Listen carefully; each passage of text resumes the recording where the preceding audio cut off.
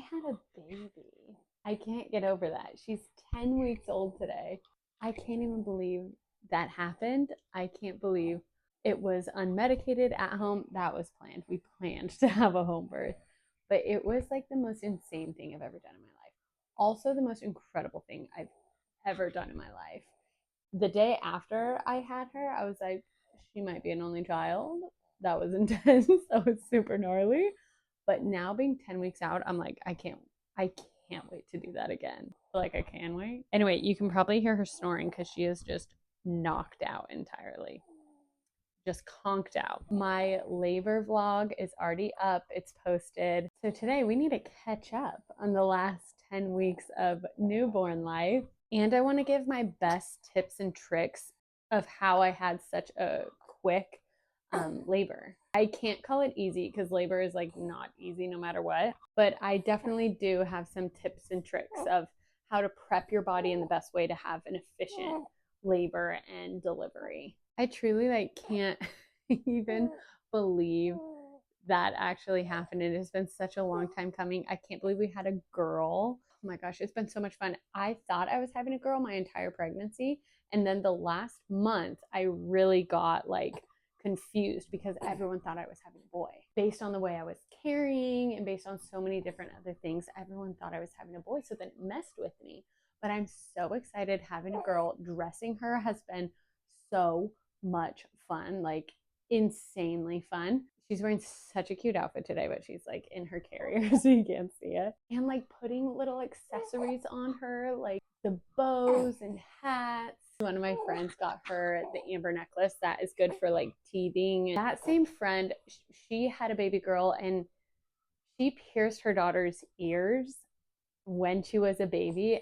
I was considering it, but I'm like, no, I'm not going to do that. I got my ears pierced when I was like 9 years old. I'm like, okay, she can wait. When she wants to get her ears pierced, let's do it. Rock and roll. That's fine by me. Because then you can dress her up with like cute earrings. Are you kidding me?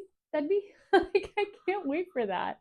These earrings I've been obsessed with. They're by this company called Ana Luisa, and they totally remind me of my trip to Greece. They're a really sustainable brand that I really like.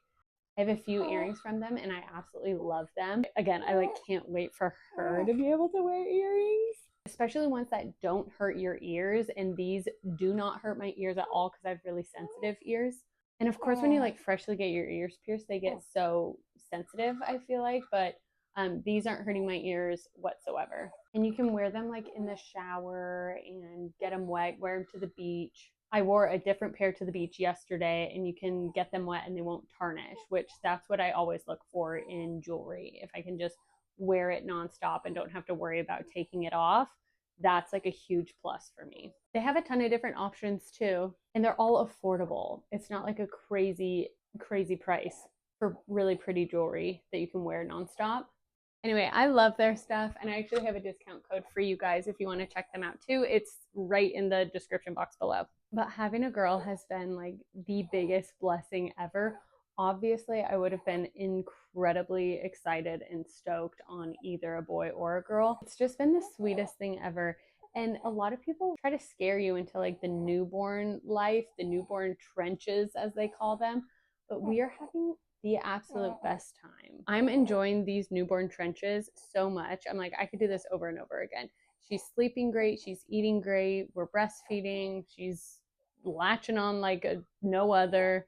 But the first few weeks were hard. Like the first week and a half, 2-3 weeks of breastfeeding hurt so bad. It's gotten so much better now, but it really hurt in the beginning. I feel like nobody talks about that. It's like so easy now, and she just is doing so great.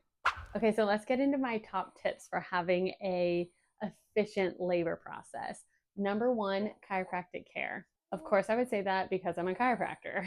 But let me tell you this, it helps so much to balance your pelvis. And that's exactly where baby's sitting. So imagine if you're going to give birth and your pelvis is off. Do you think that's going to be a faster labor or slower labor? Slower for sure. The whole point of chiropractic care is to, especially when you're pregnant, is to balance your pelvis so that you can have that efficient birth process. Start getting adjusted as soon as you find out you're pregnant. Even better if you're getting adjusted before you get pregnant, before you find out you're pregnant, because you're already setting yourself up for success. I've been getting adjusted since I was 15 years old. That's been quite some time, over half of my life now, which is crazy. But all throughout my pregnancy, I was getting adjusted once a week. And that's what I recommend for my patients too, to get adjusted once a week when you're pregnant. And then towards the end, if baby flips and is breached, that's when I see those patients more often for a short amount of time because it helps balance the pelvis. So helping baby to move a little easier. Not only does chiropractic help with the pain of pregnancy, because there's so many things that can come up in pregnancy, but I'm telling you right now, I did not have any pain throughout my entire pregnancy. Even at the end, I had zero back pain, zero. And that's on chiropractic because we work with not only the bones but also the ligaments, the muscles, the tendons. We're looking at it all to make sure your pelvis stays nice and balanced, and a whole body approach so that your body's just able to do what it's designed to do. Second is acupuncture. I did acupuncture before I got pregnant. I started it in December and then I got pregnant. Well, I found out I was pregnant in April, and I was getting it like once every other week ish.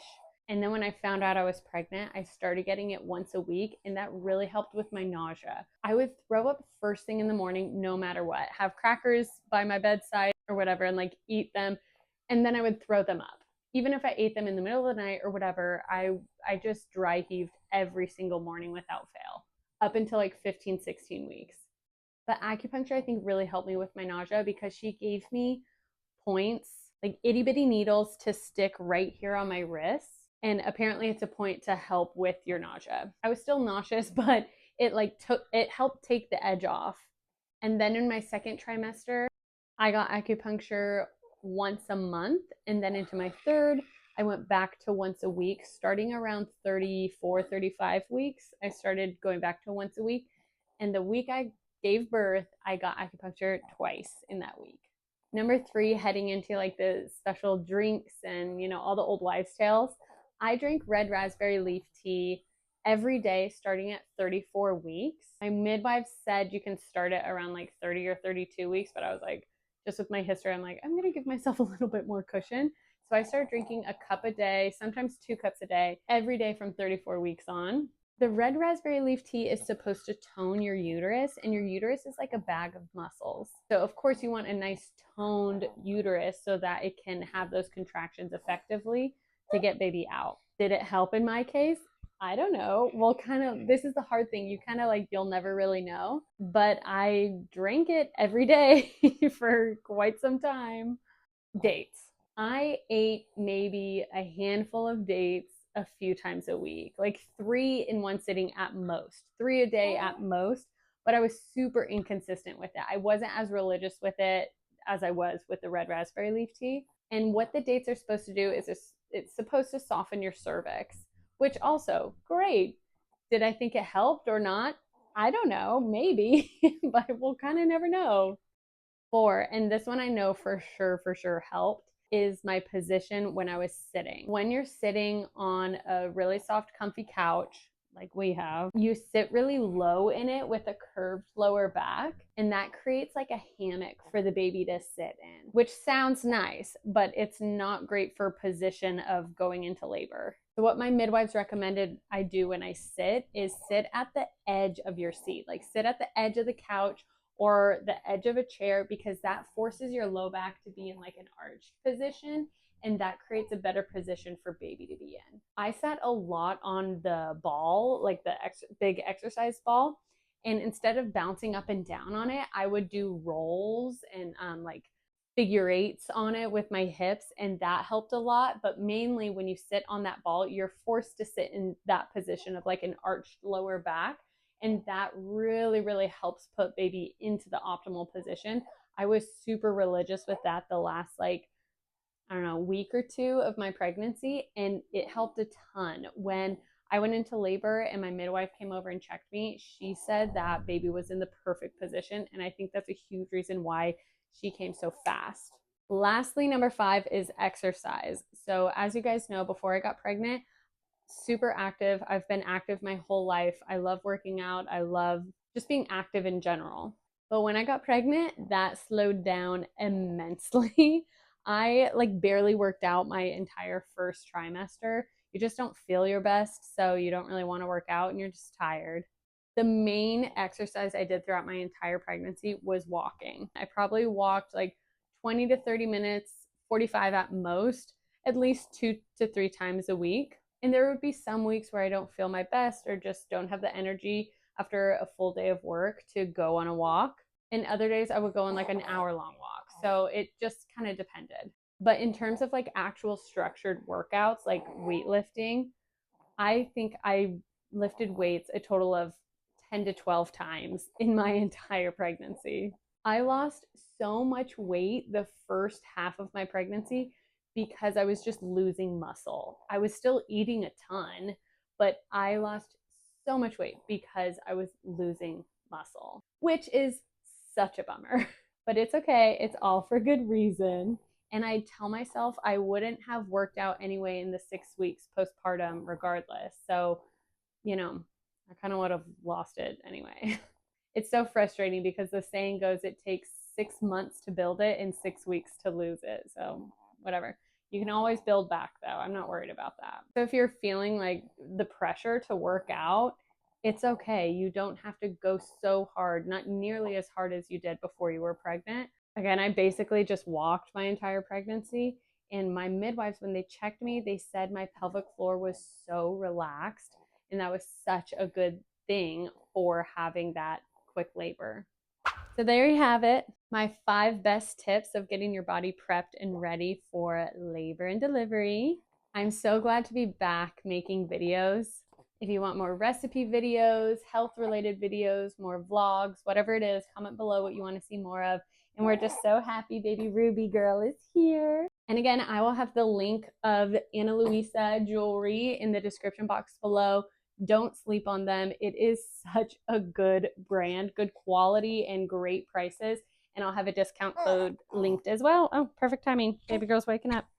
Okay, bye. See you next time.